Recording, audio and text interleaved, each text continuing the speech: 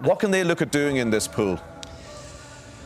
Yeah, I mean, what's been impressive, I suppose, about them in recent time, and we saw it in the Ireland game, is that their set piece traditionally has been quite poor, but their scrum and their line out has clicked. There's, big talking point of this residency rule in general, but this new one that has been brought in after, 36 months, if you haven't played international rugby for, the country of your birth, you're able to come back in, and it's a brilliant rule, and it's brilliant for the Pacific Islands in particular. If you look at the calibre of player that Samoa have brought in Sapoanga, Louis Tua, Famuina, Lelia Lefano, the out half, who's got a fantastic story himself.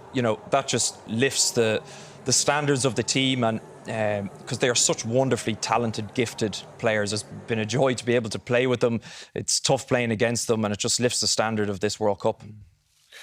Yeah, Matt, that whole aspect is a recurring theme, isn't it? That, we're seeing Lelia Lefano, who, as Ian says, a few years ago recovered from leukemia, played for Ulster a bit, former Wallaby. Now he's playing for Samoa at the age of 35, doing great things.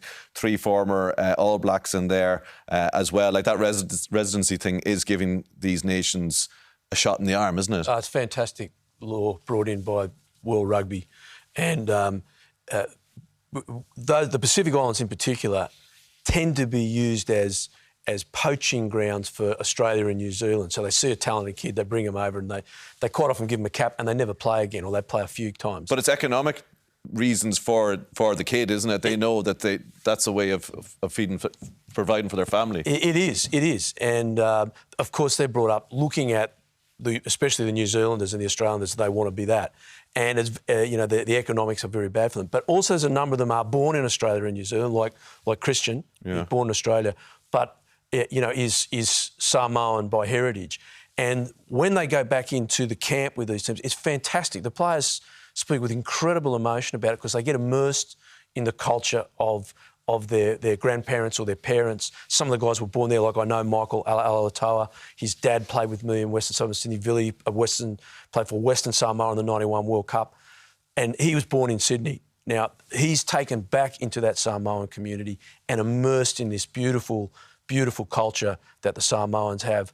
And it lifts them up. And they tend to play... It's like any national team. You're playing for something more than yourself.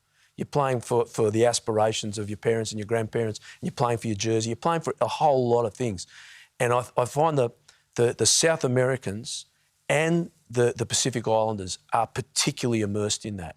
And it's a very, very emotional group when they play. Yeah. And it's beautiful. You can see it on the coach's face. I think it's one of the most beautiful things about the World Cup. It's one of the great things about the pool stage, isn't it? We get this real sense of pride around the nations.